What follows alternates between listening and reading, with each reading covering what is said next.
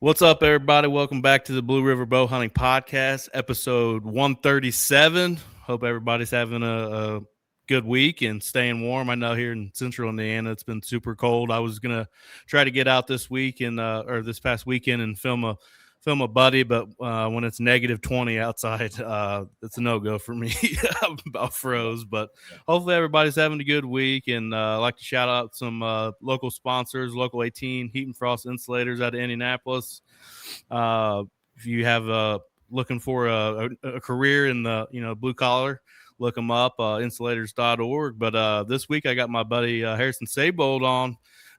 He was on episode 72, so it's been 65 episodes since you've been back on, man. All right. That's been a hot few minute. A few things have happened since then. So right, we got plenty to talk about. I have something to talk about here. I don't know.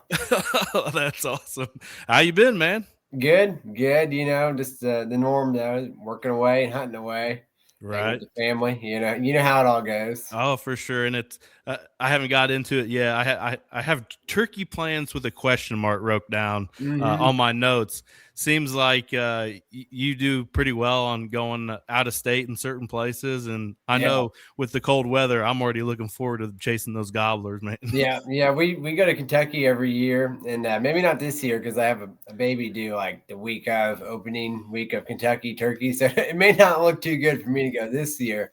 But the past few years, we've all me and some friends went down to Daniel Boone.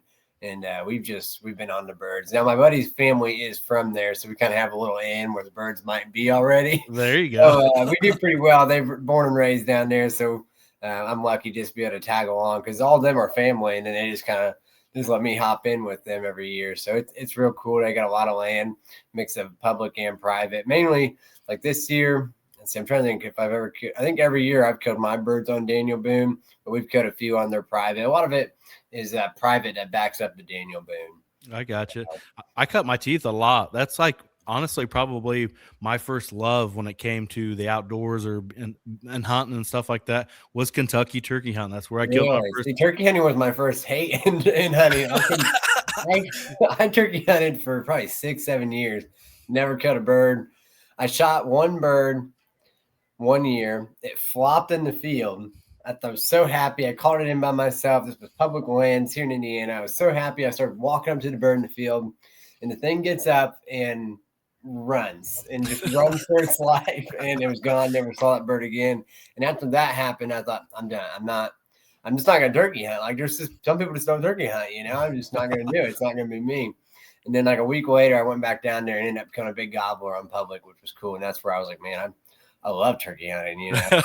But, we've been going to Kentucky and doing well down there, and we do pretty well here in Indiana.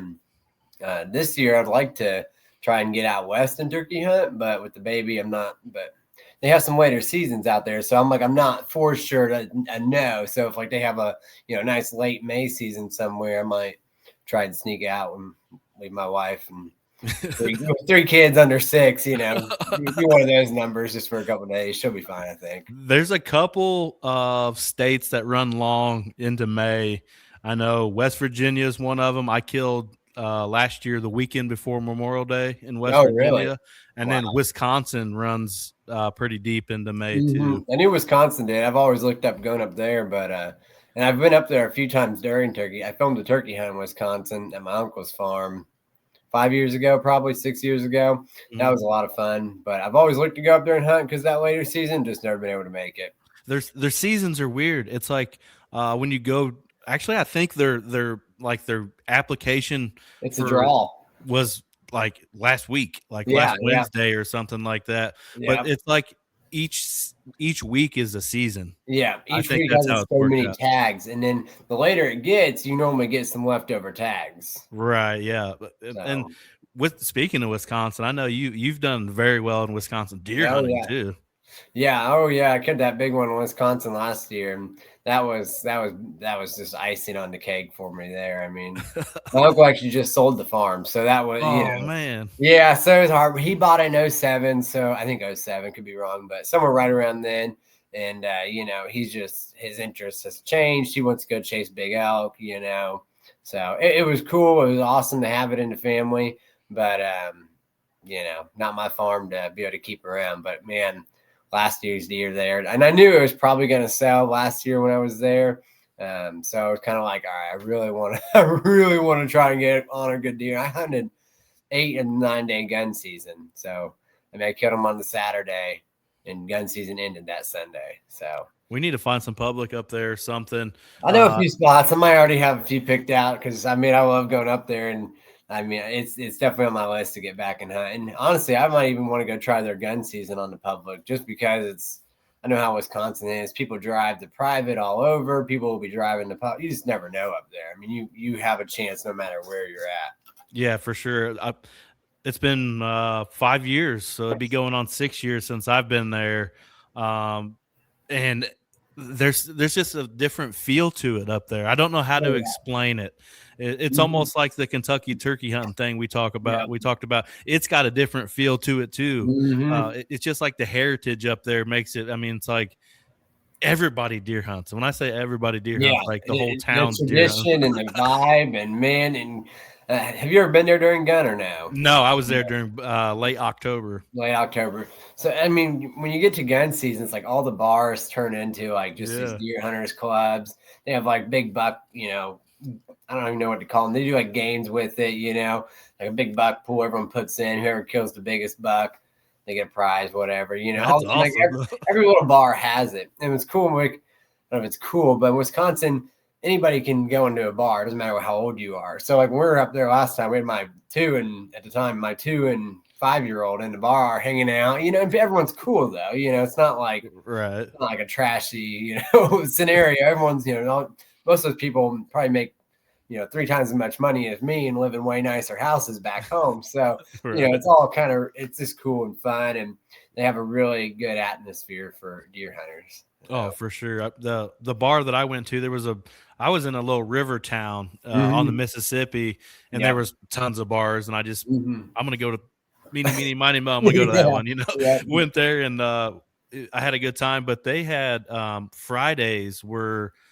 in a lot of bars in Wisconsin. I guess Fridays are they do fish fry, like walleye and perch and stuff. And everybody's drinking old fashions. It's like, well, what do you want? Walleye or perch? I'll take perch. Okay, well, here's your old fashioned. Well, I didn't order that. Well, you're drinking it anyway. Okay, that's cool, man. If during gun season you show up to one of those bars and you killed a big buck, you'll get some free drinks that way too. That's the way to get some free drinks. I got a big buck out here. You go take a look at it? Have you? I know you've traveled quite a bit, like I have on whitetails. Have you ever felt that kind of atmosphere or that kind of tradition in any other state that you've hunted? No, not even close. I kind of think that Michigan has it too, just based off some of the guys I know from Michigan. But I've not felt it anywhere, unfortunately. And I try to bring some of this.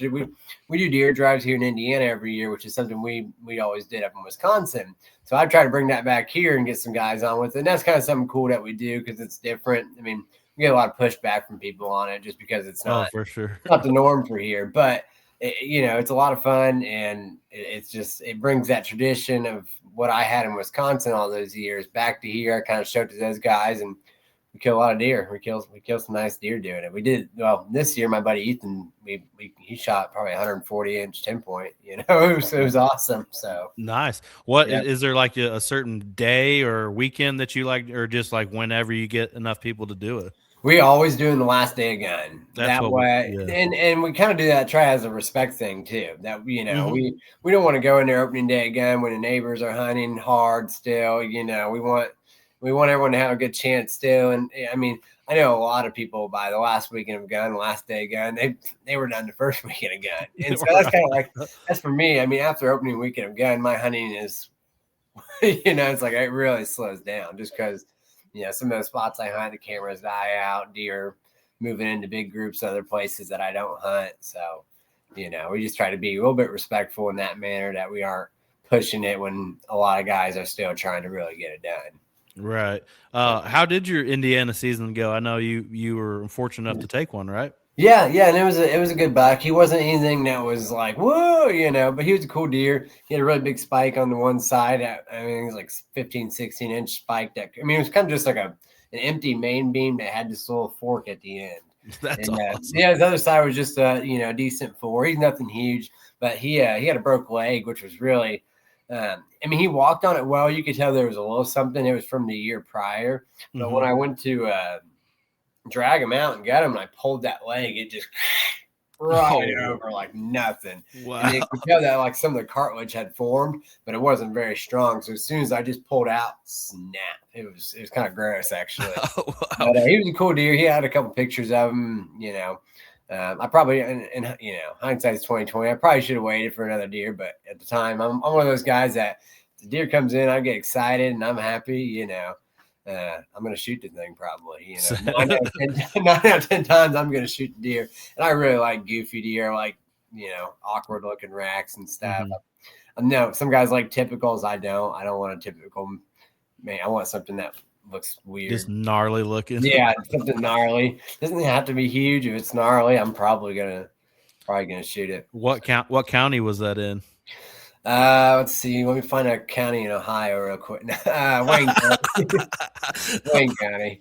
Oh, that's funny.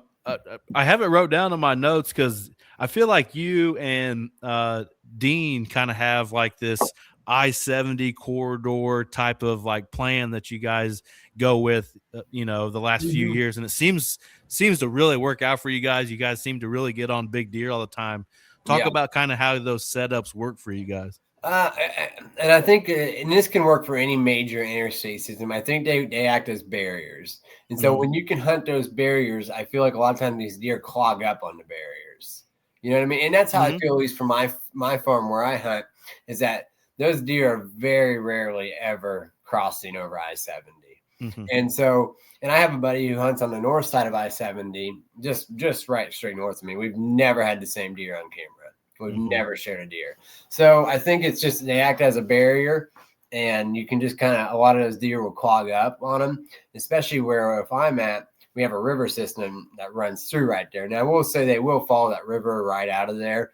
I'm sure, they don't all stay, but a lot of those deer, they probably get to I-70 and they're like, let's go back in here. And we have good setups. I mean, that area where I'm at, we have good neighbors. The guy to the north of me, he's a good buddy of mine. And they have a group of guys that will just kind of come out, shoot whatever, which is cool. They're just out there for a good time, which I know that just as much as anyone else. So that's cool. But the guy who hunts to the west of me, he does a really good job managing him personally, and his brother.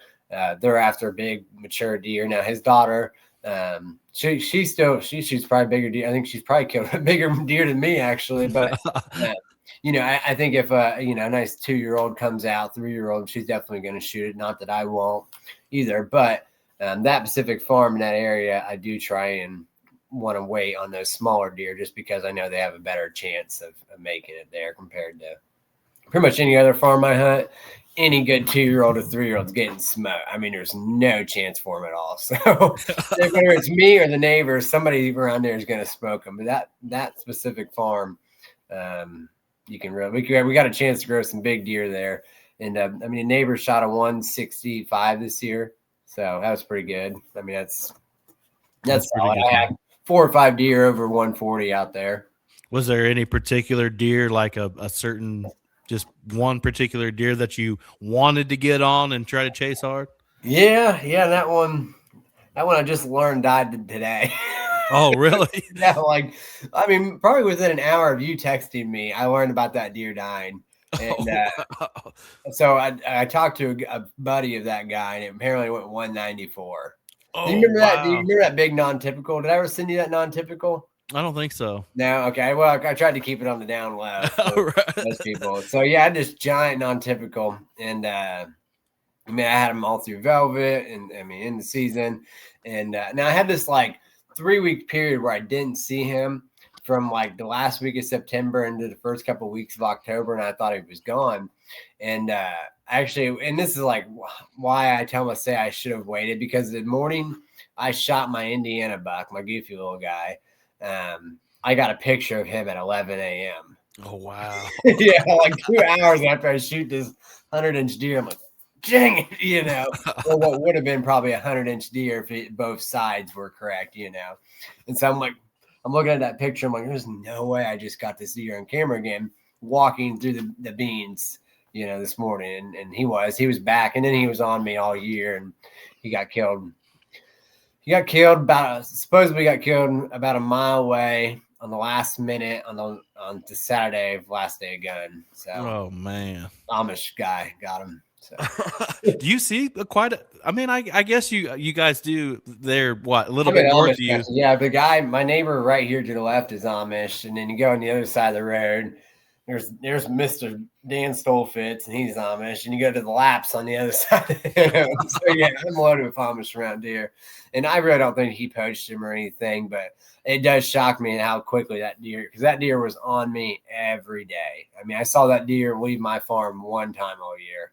Wow. So really shocks me that he got shot over a mile away. Do you see an influx or decrease in deer herd activity or like population stuff? Now, I'm going to be I'm the outcast. I'll defend the Amish all day long. I've hunted around the Amish my whole life, and I've had nothing but quality hunting, great experiences. And I'm not saying they may have not trespassed a time or two or been, personally, I've never had an issue with them. And if anything, they've made the hunting better for me. For the most part, I mean, I know around here there's some really bad families who just, they'll kill 10, 15 deer a year if they can. But I would say this is just a wild number, but just based off, because I work with a lot of Amish and stuff, I know a lot of them. About 70% of them are after big bucks. They aren't shooting every little deer. They aren't killing 10 does, and they might end up killing 5 or 6 deer between the family, between dad, son, and the other 6 sons. They might kill a little handful still, but overall, they've, I've went on out-of-state trips. I've been their driver before. So I went out-of-state with some Amish guys and hunted. I've hunted some leases with them. That's what I do. I drive for some Amish guys sometimes. Oh, nice. So I've hunted their leases with them. And, I mean, these guys have brand new bows every year, lone wolf climbers, they have cell cams. Some of them use cell cams, and they have them go to other people's phones. And then the people will come and show them what deer were on camera. When most we of these guys are diehard hunters, actually. And they for sure, and no more than someone like me is either. They're not hurting any more of the deer population than I am either. I mean, I got my wife, my daughter hunting too. Between a family, we could end up taking 4 or 5 deer a year. Mm-hmm. It's funny. We will if we get a chance.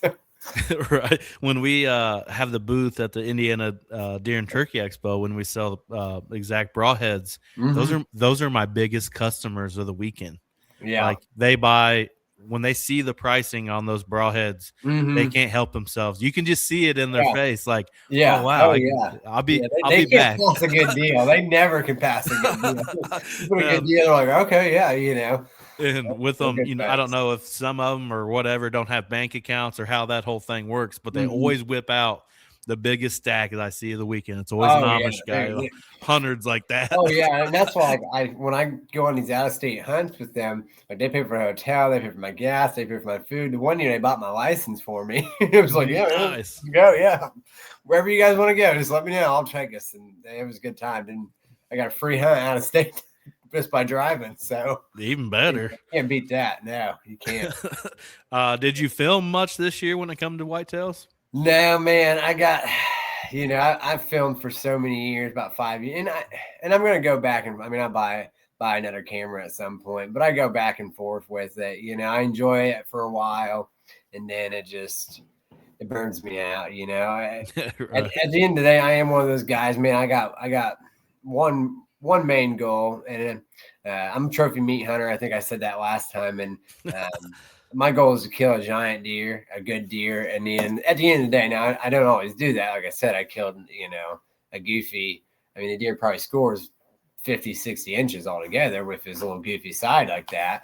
But my goal at the end of the day is just to kill deer.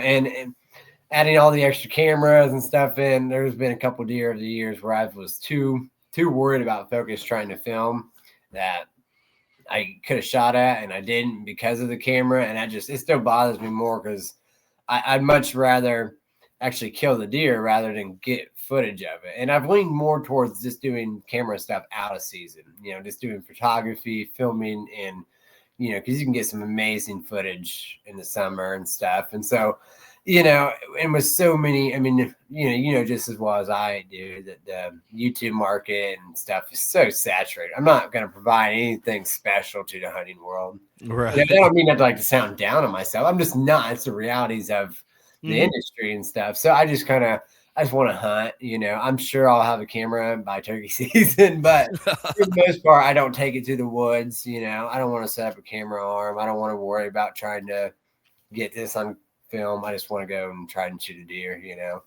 Maybe down the road when I have a bunch of 150s and 60s under my belt, then I might be more reluctant to. But yeah, no, I just got a bunch of 140s right now, 140s and under. So, did you filmed for, was it Dean? You filmed for Dean last year, didn't you? Yeah, I filmed a couple hunts for Dean last year. I wasn't with him last year when he killed his 180. I wish I would have been. I think I was out hunting that morning too.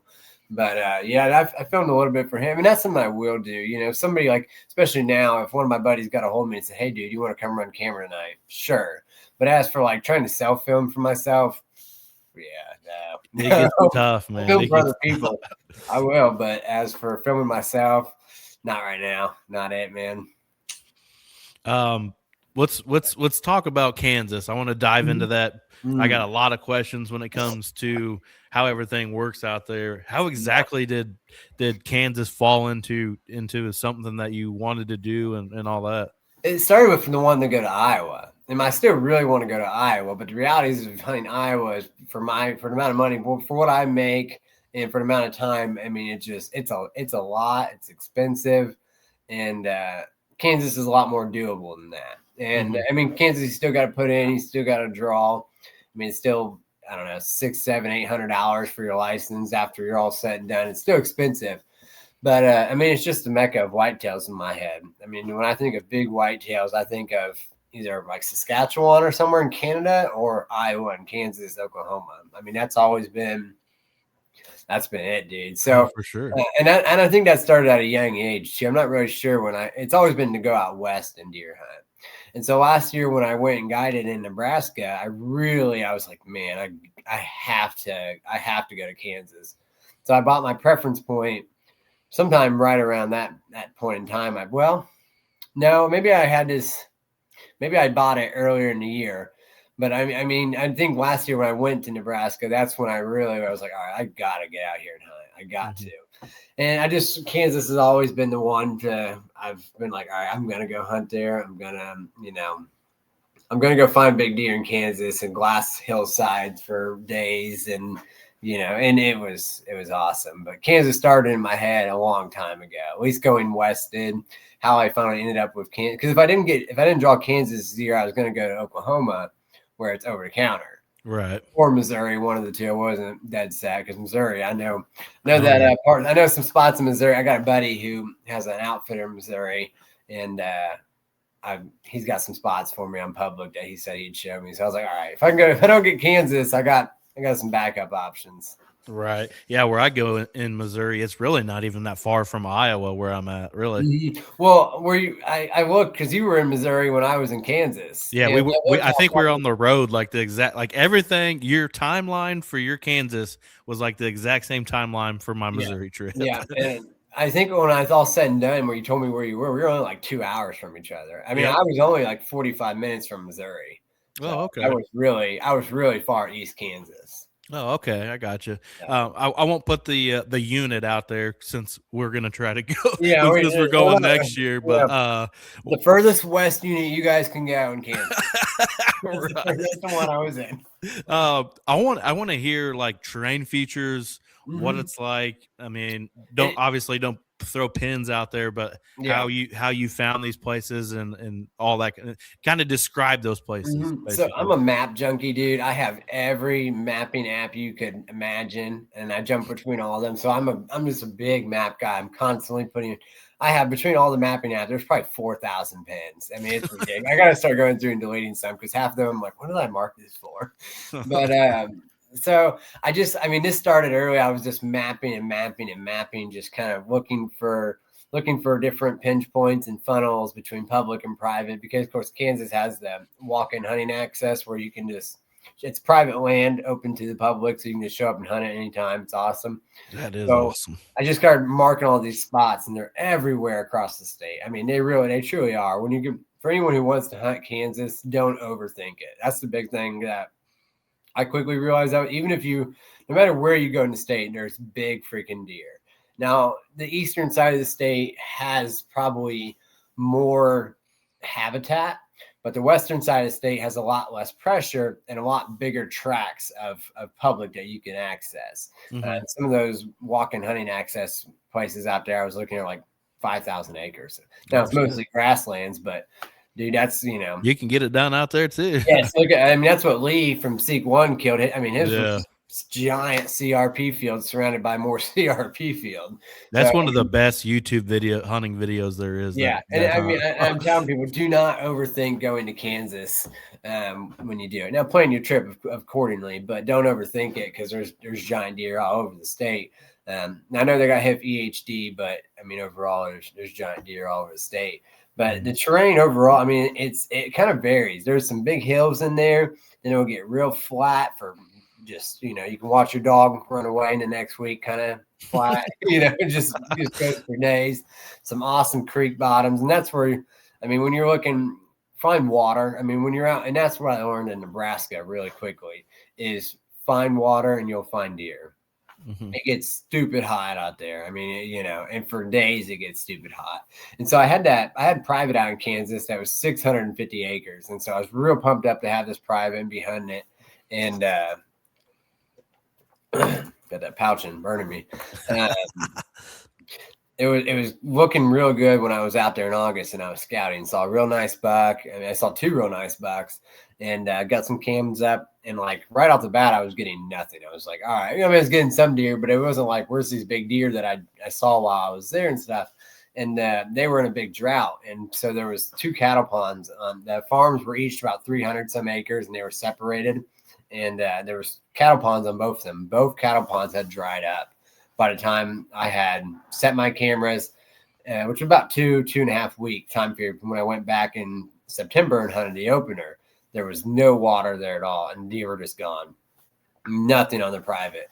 So that was the big thing I learned, as find the water, especially early on. If you do early season, which I also really recommend that, there was like no pressure early season. I had 25,000 acres to myself, it felt like, everywhere I went. Never saw another person hunting all weekend except for a Kansas resident. So when you draw it, do you draw it to be able to hunt all seasons, or do you just draw archery? So I drew just archery only. So I could hunt from September 15th to like sometime in January, I think, still. I got you. So now I'm not going to go back. The deer report's not great. They're all herded up out there. My buddy who lives out there, he said he's not seeing anything on public. He's finding big groups of deer on private, but not seeing, which, always a chance it's hunting, but I'm not going to go back till next year. So hopefully next year, as long as we can draw, And that's another point that I wanted to bring up. If people didn't know, like the whole party hunting situation in Kansas, I bought a preference tag last year, so this year I should be able to draw there. What'd you say? It was like 10% of people with 1 point don't draw, but most people do. 90% people with 1 point will draw. So, and now that could change with a group application. And the big thing is, if you don't draw, you just get another point. You get your money refunded. You get your preference point. Right. Then you have 2 points going into the next year, and then you just go do. That's when you hit Oklahoma, Missouri again. Right. Oklahoma, man. Oklahoma. And maybe it's just me. I pay attention, I feel like, a lot when it goes on to the whitetail world. Oklahoma has exploded in the last, I'm going to say 4 or 5 years, on people that go out there. I'm sure people out that way knew it all along, but us Midwestern folk, I feel like it's really starting to take traction with the Midwest guys. Yeah, so Oklahoma, I think, is still one of the bigger sleeper states. I really do. I don't see hardly any guys. Actually, this is like one of the first years I've seen somebody from around here go to Oklahoma and hunt. And actually, one of the guys, he killed a nice deer out there. So I think it's a big sleeper state, and I don't know. I haven't looked into it a ton, but I don't think they have as much public as you'd think out there. Well, they're the non-resident archery tag is pretty salty. Yeah, It's I'm almost sure. $500, I believe. Yeah, and then I'm sure you still have to buy your license too. That's where they get Right. you. That's because I think like Kansas is like 430 something. I mean, I can look it up, I'm sure, but I think it's like 430 for your deer tag, and then like 200 for your license. But you don't buy them at the same time. That's what's nice. You don't have to drop 5, 6, 7, 800 all at once. It's split up across the application period. I didn't realize that. I thought the Kansas was just the $430 license. I guess I learned something tonight. I think I don't know. I should know. I just know I put stuff in and then threw it all on a credit card and said, "Here we go."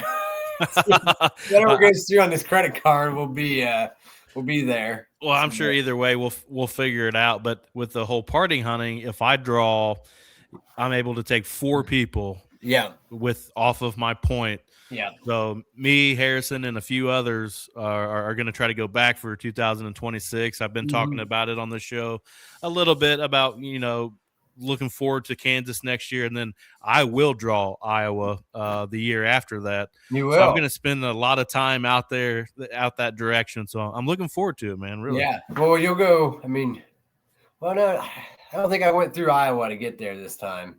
Mm-hmm. No, I mean, I went through Iowa a bunch when I was going back and forth guiding in Nebraska. Yeah. But, I don't think you will. I'm trying to see how much this license was, but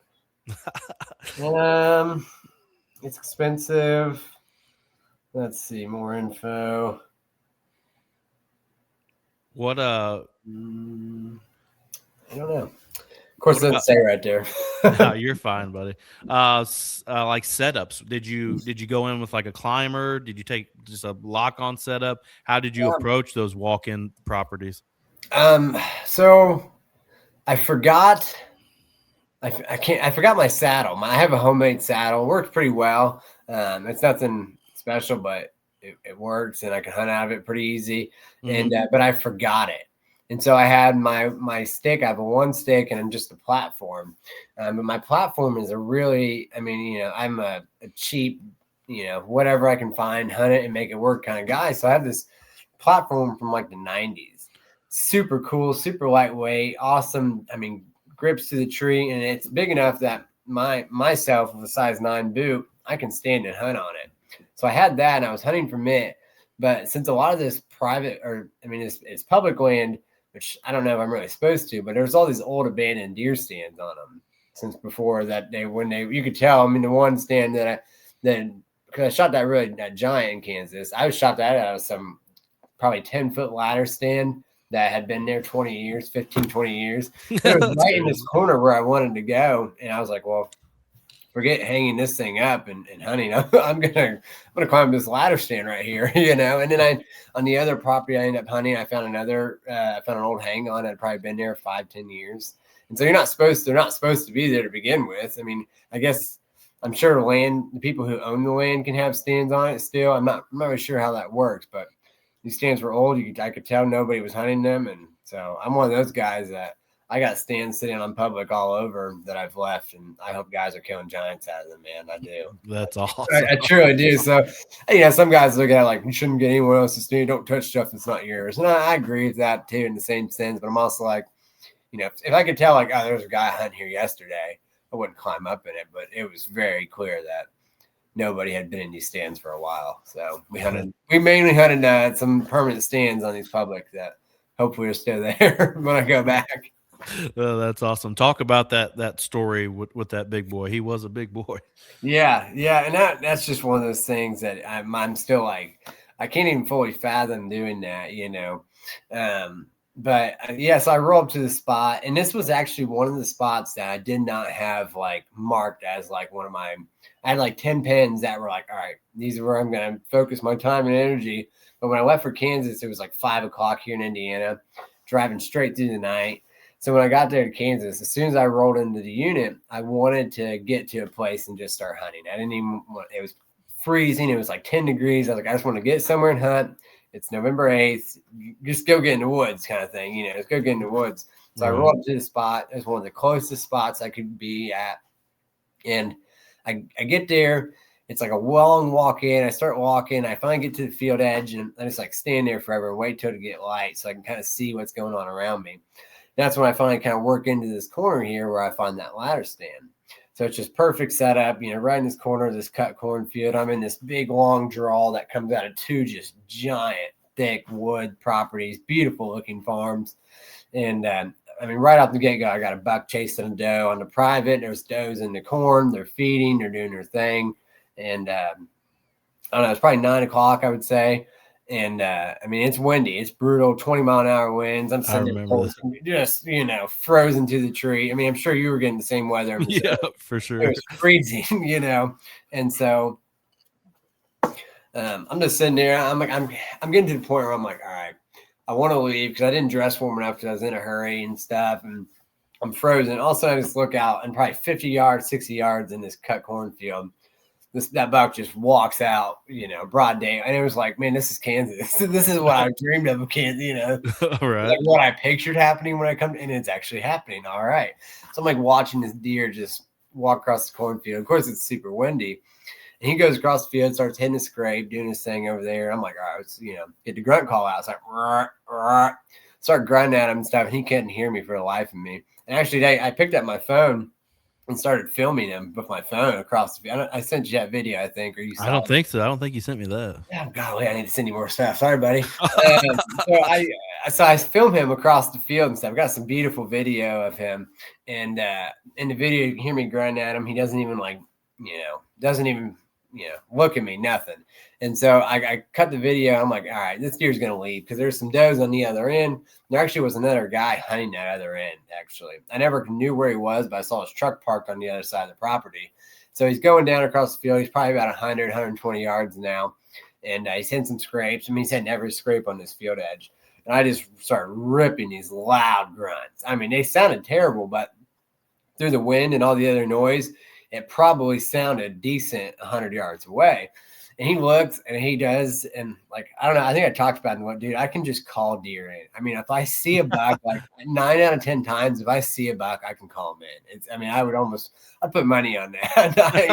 That's awesome. I would. I really will. I'm taking you as a cameraman. Yeah, dude, I'm telling you. And he just looks at me and just beelines it right to me. Comes in he's 26 yards, I think 29. I can't remember exactly. Hits this scrape on the field edge, super windy. By this time, I'm already full draw. I mean, I'm ready for it. You know, I'm like, all right, this is money. We're here. And comes into the first shooting lane there, which is 26 yards on the field edge. And he hits the scrape, but at that point in time, it's too windy. I mean, I can't, like, it's just too much for that. I mean, they're all small windows, you know, good enough to shoot through. But when you have branches kind of coming in and out, they're not good enough to shoot through. So I wait. I'm like, all right.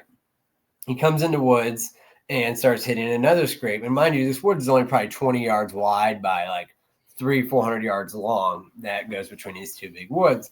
So he starts hitting this other scrape, another shooting lane right to the scrape. But again, it's too windy. I cannot get a shot. And so he comes into the woods, starts to hit this third scrape. And there was really, I don't believe so, there was any shooting lane really on that third scrape. I think in my mind, I wanted there to be. Like, I'm thinking he's going to go. He's gone, you know, because after that, there was really nowhere else I can shoot. But he catches the trail I walked in on and turns around and goes back out to the field.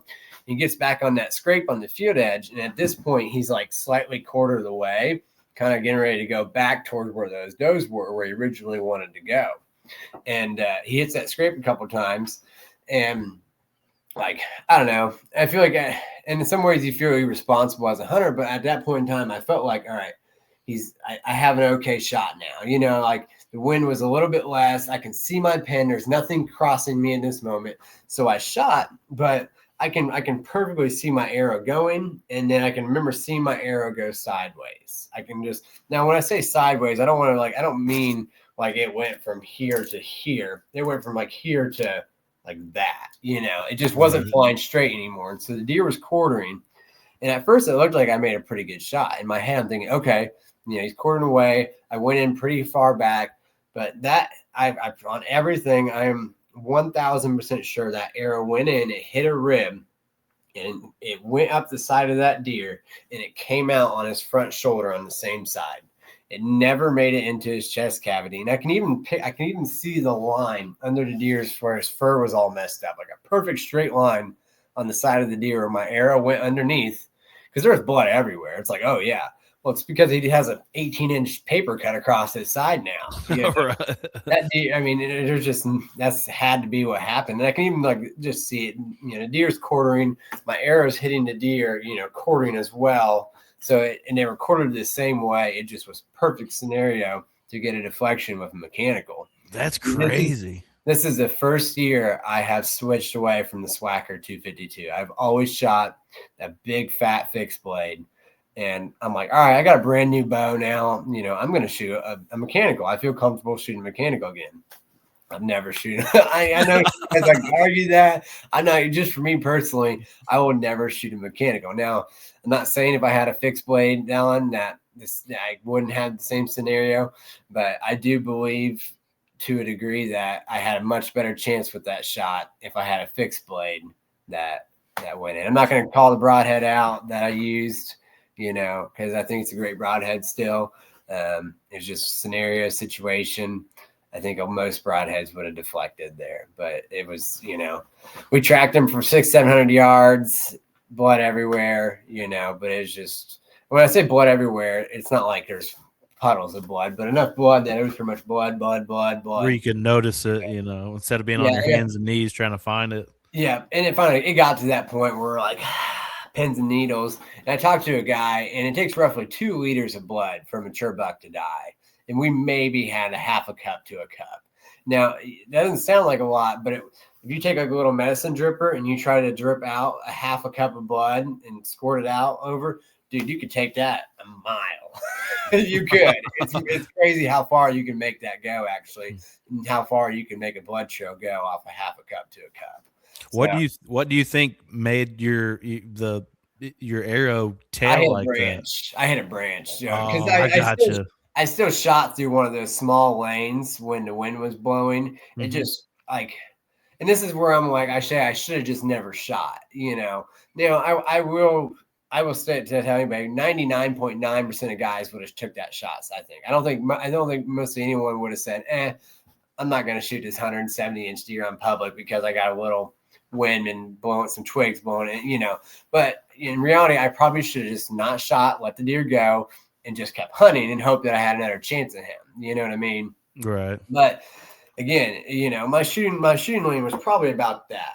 I mean, it was decent, a lane that I'm always going to feel comfortable shooting through when there's absolutely no wind. And when he was in that lane hitting that scrape again, there was a moment. I got to take this damn pouch out, dude. Sometimes they make my throat burn after I have them in. I don't know what's wrong with them. Probably a sign I should quit. But I think, when he was sitting in that lane, I remember watching the wind die down. I remember feeling it die down. And I remember just seeing it not be as bad. I'm like looking at my pin. I'm like, it's on the deer. I'm on the deer right now. Like there's nothing going in front of me. But I also like your pin and your arrow flight is also not the exact same. And I kind of, in those moments, I wasn't even thinking about it. I'm thinking that I'm looking at my pin on the side of the deer and there's nothing going in front of me. Like, shoot the deer, shoot. And so that arrow hit. I watched it. Deer ran off. And that was that. I ended up getting on another nice buck, probably a 140s on a different farm. And nothing real crazy ever happened with that deer. I just watched him, grunted at him a few times. I don't know what he didn't like about the situation, but he ended up not doing his thing really. And that was that. Seen a ton of deer. I mean, there's so many freaking big deer out there, dude. I'm ready. Let's go back. Let's go back and kill him, man. Yeah, and then just the amount of like properties that like there's access to, and amount of places that are slept on. That's why, like, man, I'm one of those sleeper property guys. Like, I really look into the details of a property, and I think guiding in Nebraska has. And I'm not even gonna. I'll share these things with you in private, but there's certain things that I find and have found out to like. I'm like, there's gonna be a big buck here. There will be. I can just see it. I can just feel it, and I don't know. I was pretty much right on every property. I was pretty much right on every property that I looked at. prior to going there. And even some of these little sleeper properties that I can tell like nobody's coming here. There's big deer there. Man, you got me all fired up. We got to wait a long time. I You got to know, wait a long 9 ways to months. go, but man, it's going to be worth it. If we can get that tag, it's going to be a good time. And, like, and just having like the prior information, like not saying a bad way, good for you guys, like having sure. This is like, and this is what I want. I love having this information, be able to go out there with buddies and be able to be confident that we're going to go have a good time. We're going to go have a good hunt, Right. So that's what I want. I love this. I love the camaraderie of hunting. I love the tradition and, the fellowship that comes with it. So like, if I can go out there with a group of guys and get on deer and, create some awesome memories and some, stories to bring back, dude. This is, Cause originally, like, I did all this by myself. I went out there every trip by myself. I was sleeping in my car every time. And it just so happened that one of my good buddies from Michigan was, I always say me and him think so much alike, because when I say that we both ended up on the same piece of public land, like hunting 100 yards apart, I mean, like we would with no prior knowledge. We picked the same place on the map that were like, man, this looks good. And me and him just think alike when it comes to hunting sometimes. So he was there hunting with some guys from Michigan, and they ended up inviting me to stay at their Airbnb with them, and they made some awesome meals. So it turned into a really cool trip for me, which originally, like, it was going to be really cool anyway. I don't mind roughing it, sleeping in my car. I had my mummy bag ready to go. I was ready for it, but the Airbnb cabin was nice. I guarantee it. What about overall hunting pressure while we're there? I mean, you're there in the heart of probably the most pressure time to be in a whitetail woods. I would say one of the most pressured areas as well. I really would say one of the areas that we're in. There was a lot of guys hunting around, but there's just a lot of land. You know what I mean? And like when we'll be there, some of us will be hunting 40, 50 minutes apart. We'll have a guy going here, guy going here, guy going here, Right. But there's just so much freaking property. And I just know there's so many slept on farms. You can get away from the pressure still. You drive up to one farm, there's somebody here. All right, well, I'm going to go down to the other 13 farms this way. Sorry, I got a little visitor. No, you're fine. Go to bed. Good night.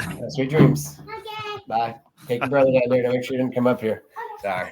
No, you're fine, dude. That's part of it, man. That's part of being the hunting dad. You know what I mean? I gotta get their good nights in. Oh, yeah. But there's just so much land available out there. I mean, there really is. There's not, there's no shortage of it. And there's a lot of pressure. We'll see other guys, or probably morning we roll up to some farm. Huh? Mommy's gonna spank my butt. Yeah. What are you doing? Yeah, sweetie. Hey, give me a second, buddy. You're good. I'm all 6-year-olds. What about is there any crazy like laws or anything that maybe wouldn't be normal to us here in Indiana that you have to deal with out there? Right to retrieve. Woo, love it. You don't have to have permission to go get your deer. Oh, nice. Go get it. Yep. And I just love that. I think because there's so many landowners that aren't even close to where people, I mean, there is so many out-of-state landowners and landowners that live in the city and stuff. Inherited properties that are in trust, and so, like, you can't find landowners. So it is right to retrieve. Of course, you can't take a weapon with you. There are some, rules and details about it, but that's a big one that, of course, we don't, I don't know any state around here that's right to retrieve personally. No, I don't either. I did see when I was looking some stuff up that I can't bring my e-bike on this trip. Yeah, no e-bikes on public. You can, I believe, maybe I should double check this before I say it, but I'm almost certain you can use screw-in steps and screw-in hooks on public. Oh, okay. I got you. It might be different between like the public and the walk-in hunting. I call the walk-in hunting access public too. So there's actual Kansas state-owned land as well. That's public. You can hunt. Right. I've been so used to hunting states that I can't do that. That all my setups, I don't have anything that screws in or anything, but I do like my screw-in bow hooks here at home, the big long ones that get away from me, especially self-filming. A lot of times my camera's right there. I like my bow being a little bit further outreach than, like right on top of me. Yeah, I do. I like that as well. I like to have one of the easy hangers with the 3 on it. So it's Yeah, out there. absolutely. Me too. So, I mean, and no trail cams on public land out there. I'm used to that too. That's how Missouri is. Yeah, which is awesome. I think that's cool. Mm-hmm. You know, now is one of the fun things too, is like going out to Kansas is like I'm strictly hunting off of like instinct again, sign, you know, maps, and like when I hunt like that, it's like when I get on deer, I'm like, all right, maybe I slightly know what I'm actually doing. All right, you know, got some deer. Maybe I have an idea of what's going on here. Now actually killing, I can find a deer and actually killing them is another story. But that kind of brings me to a question kind of like that. What's your thoughts of states outlawing trail cameras in general? Overall, I don't think it's going to make a huge difference in a lot of things. It might actually it might hurt things, because if guys go to one piece of public, they get a picture of a big deer there, you know, especially a state like Kansas where you can get a 180s, 190s, 200-inch on camera on public by chance. They're going to go there and just hound that spot, hound that place. This way, you just don't have, I mean, you're going off of what, you know, of course, I went out in August and scouted some, so I had some intel prior, but most guys are just going there, showing up, and they're hoping to find deer. And so when you don't have that camera opportunity, I mean, you're kind of going to jump around until you feel like you actually find deer. So instead of guys sitting there and I don't know, I think it can go either way. I meant like in general, private, public, doesn't matter. Just like cut it off, like bring it back to your roots, like when you were 14 years old again and didn't have that, you know, and just had to go off of, you know what I mean? The old man in me says, get rid of all the technology, get rid of drones, get rid of cameras, get rid of, I mean, get rid of crossbows, get rid of compounds, get rid of rifles. No, I'm just kidding. But I mean, like really, I mean, there's so much. We want it to be, we want deer hunting to be so easy nowadays. And that's what people have a problem with, like rifles and crossbows and compounds and stuff, is I mean, I've been trying to kill a deer for recurve for 3 years now, and I'm not even really getting close. Like I've not even got to shoot an arrow yet. Like, you know how, like, and I do this, I hunt for recurve. I've hunted from a stand with my recurve one time. I hunt from the ground for recurve. I like try and spot it. Like, dude, when you really try and like hunt like that, I'd starve to death. I'd be dead. I would have starved by now. Shooting rabbits. Like the technology, despite anyone adding technology, makes it easier. It does. And for some people, maybe not always, like with cell cams, you know, maybe some guys they hurt themselves using a cell cam by relying on it too much or whatnot.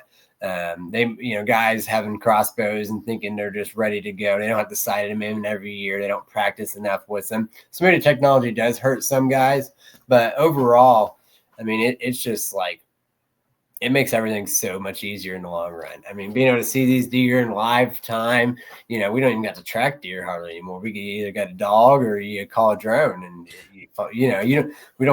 woodsmanship is, I sound like an old man and like every other guy now, but I mean, there's very little woodsmanship, and not that I'm full of woodsmanship. Obviously I'm not. I've been hunting 3 years with recurve and can't kill a doe. So, but the technology of cameras and stuff, I love it. I use them. I love to see what deer's around. But as a whole, if they went away, I'd be like, cool. I know, no, it would not hurt me one bit. It would not bother me. I would be happy to see him gone.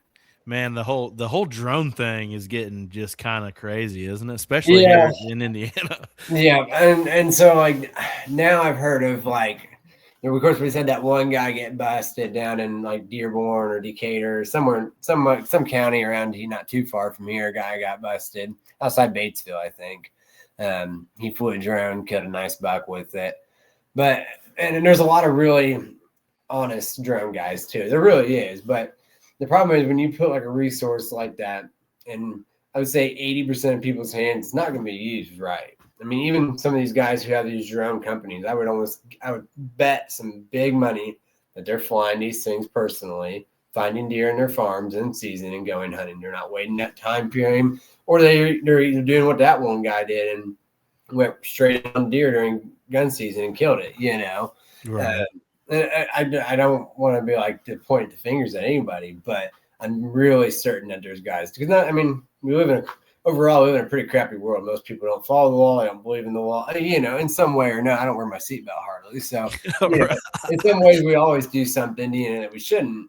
But when you put that much technology into it, with the amount of camaraderie or, glorification around trophy hunting, guys are going to use them to kill giants. And am I the one to say that, we don't need to have drones at all? No, but how we can prevent those kinds of things from happening on a regular basis. It's always going to happen. I mean, as long as we have thermal drones, there's going to be somebody abusing it. That's for sure. But if there's a way to find a system, like, I don't know, these drone guys have to turn their flight logs. I have no clue. But to make sure we're not, these guys aren't having, because they make it. Have you used one? I have not, no. Dude, they make it really easy. Buddy, if I had a drone during rifle season, it would just be, right. It'd just be crazy what you can do with it. What you completely could take the hunt out of it, considering you could fly the drone above where the deer is, look down at the deer, watch yourself in real time, and watch the deer in real time as you walk through the woods with your 30-06, and here he is, 100 yards, bedded in still. Boom! As you watch in real time from your drone yourself shoot it. I mean, come on. I'm with you 100%. One last question, and this is going to be a recurring theme in the next couple weeks with some guests that I'm having on. Yeah. If you could change one thing about Indiana season or a law about Indiana deer hunting, what would it be? One thing, golly.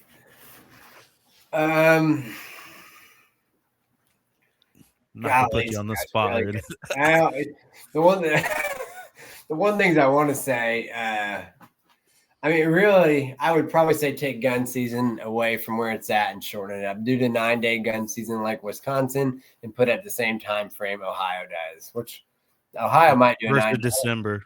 No, I think they do 7. Well, that could be different now. It used to be 7, I think. I think it's Saturday to Sunday. Next week is Sunday, I believe. But so a December gun season. I enjoy hunting in November and gun season, but with as much opportunity as we have as hunters today, there is no reason why we need to have rifle season in the middle of prime breeding season. We have so much opportunity as is. We have an added muzzleloader with the technology of muzzleloaders. We can shoot muzzleloaders 400 yards now. We don't need that much pressure. Well, with us being the one get killed either way, I think that's the thing I look at is like, if we move gun season, all right, a lot of these guys who are gun hunting are already now crossbow hunting, so they're already going to be hunting that time frame anyway. I don't know how much of a difference it would really make, but I would love to see our gun season not be middle of November every year. I tell you what, one difference that would make, we're already a $1 state, and the quality of those 2 and 3 year olds are already really, really impressive. I think if you shorten that gun season down, I think it gets even more impressive. Yeah. Oh, I think, and that's exactly. I think we would break that threshold because we have no baiting. Awesome. We have a $1 state. Awesome. Our season's okay-ish, I would say, as of now. Because some states have really long gun seasons. I don't know exactly what states, but maybe most of the time. Kentucky's is like a week earlier, so theirs is like all of the peak rut. Right. So we could do better on our season, but $1 state. Our out-of-state license cost is ridiculous. So we, lower pressure. We don't have a ton of public. We have Hoosier National, but overall, we don't have public scattered all over like a lot of other states do. And I think if we move that gun season back, we would put for guys like me who want to just see and kill big deer year after year. I think that's what would push us to really have all those big deer, and everyone would benefit from it. That's like where I don't know how to make the argument to like meat hunters, to guys who could give a rat's about antlers. Right. I'm like, okay, if we make these changes, you guys will have better hunting also. None of this actually hurts you guys, and that's what like some guys just won't ever understand, and it is what it is, But man, I think we would be in that mecca of whitetail. I mean, we already pretty much are, but Right. I would say, especially where we live at, Yeah. we're pretty close in proximity to one another. I feel like this little pocket that we're in here, Mm-hmm. very, very exceptional whitetail taken. Yeah, yeah. I mean, I know in Wayne County alone this year, spot burn there. There's just overall been a lot of giants. I mean, and not just Wayne, but you go down through Fayette, Franklin. I mean, this whole eastern side of the state down all along the Ohio River. Of course, EHD keeps doing its thing all throughout these areas, but Right. just the way the hunting's set up and a lot of these pockets and patches, the deer numbers are just great. I mean, my boss killed a 165, 66 this year. I know probably 10 deer that were over 150 within a 15-mile radius of where I live. Like, there was good, a 217 killed right in my backyard, basically. Yep. Was that the Hutchins? Yeah, the Houchins buck. Hutchins, yeah. Sorry, Yeah. butcher. Yeah. No, I butcher it too. Yeah. So, and then like I said, that 190s, they apparently went 194 that I was hunting here this year, and another buck I had on camera that just got killed was 165. I mean, just consistent deer, man. It's good. If we moved a couple things around, it would be really consistent big deer. I would be fired up for that. Oh, for sure, man. Well, I appreciate you hopping on with me tonight, even on short notice, man. It's always good. Absolutely, dude. Good time to talk with you. Hopefully we ATA coming up. Hopefully we get to kind of hang out and roam around that again together. Yep, that would be nice. I'd love to get back to ATA again. I would. It looked like Friday and Saturday, which I don't know how the days plan out compared to what it's been like in the past, but those are open to the public apparently. Yeah, so that would be new. That'd be interesting. For sure. I don't know how to. I don't think it will be as much ATA like it has been in the past, because I think a lot of those guys that the big names in the industry, they were there because there wasn't open to public. I think that's what makes ATA. Yeah, they're gone after the first couple of days. The public shows up. They're not there to do meet and greets, man. They really aren't most of the time. They're there to make deals is what they're there to do. Yeah. I mean, some of them are, we and Tiffany come for that, but I don't know. They're coming for that kind of meet and greet. Maybe they will be. I don't know. I'm not one to speculate on this stuff, I guess. But I always have felt like a lot of those guys show up and hang out like they do because there's not 10,000 people expecting to go see him and talking, get an autograph. Right. Picture, Yeah. So, I'm with you on that, man. We'll see. We'll see. And hopefully we get to share a beverage or two again this year. Yeah, absolutely, dude. Right on. Well, we'll see you guys again here next week, episode 138. My buddy Austin Bond from Big K Outdoors coming on. We'll see you.